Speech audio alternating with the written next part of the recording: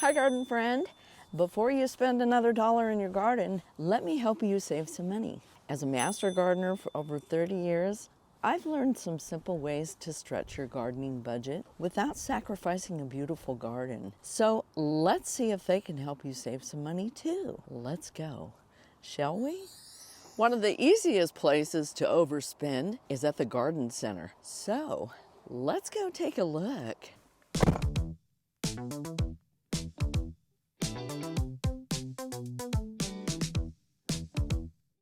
Don't overlook the clearance rack. One of my favorite places in any nursery isn't the newest display, it's the clearance rack. Now this is where a lot of people walk right past, but I almost always stop. Sometimes a plant is marked down because it's finished blooming.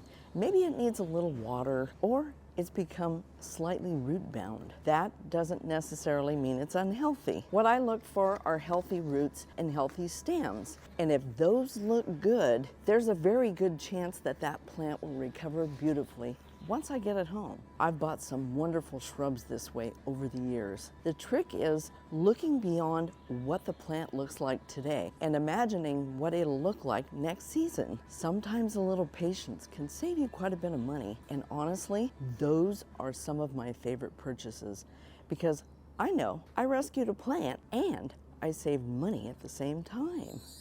Well, that little trip to the garden center is always dangerous for me. I usually go in for one plant and somehow I come home with 3 or more, unless I have my plant list.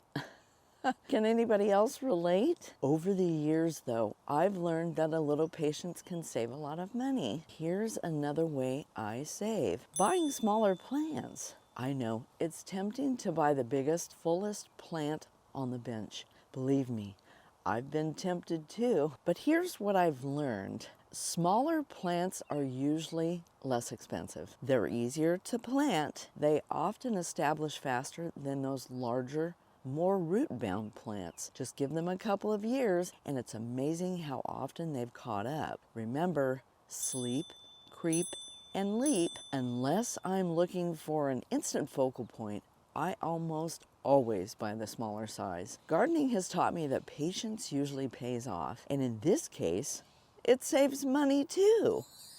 And one of the easiest things that we can do as gardeners, and it's a habit that has saved me hundreds of dollars, is go to the garden center with a plan. I used to wander through the nursery just looking to see what caught my eye. And can you guess what happened? I usually came home with plants I wasn't even planning to buy. And sometimes I didn't even know where I was going to put them. Sound familiar? It's like going to Costco when you're hungry. These days, I go with a simple plan. So I know the area that I'm shopping for. I know whether or not I need a sun plant or a shade plant. And I know approximately how large I want the plant to grow. Don't forget to look at your plant tags too. And before I put anything in my cart, I ask myself one simple question: do I really have the right place for this plant? Remember, right plant, right place. That one question has saved me from making a lot of expensive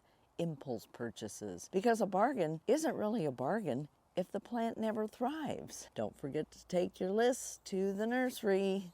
Speaking of making gardening easier, if you'd like a little help remembering what to do throughout the year, I created a free 4-season gardening checklist. It'll walk you through the seasonal garden tasks one season at a time, and you'll always know what to focus on in your garden. And the best part is it's completely free. Now, you've probably heard the saying, right plant, right place. And there's a reason gardeners have been saying that for years. One of the quickest ways to waste money is buying a plant just because it's beautiful, only to discover that it really doesn't like your garden. Maybe it needs more sun or shade. Maybe your soil is too dry, or maybe it simply grows much larger than you expected. I've made those mistakes too. Now, before I buy a plant, I ask myself one simple question: will this plant be happy here? If the answer is yes, great. If the answer is no, I admire it and I leave it for someone whose garden is a better fit. That one habit has probably saved me more money than almost anything else. If you've been gardening for a few years, you probably already own more plants than you realize. They're just waiting to be divided. Hostas and my lady's mantle, ornamental grasses, these all get larger over time, and instead of buying another plant, why not make another one? I've filled empty spaces in my own garden simply by dividing plants that I already owned.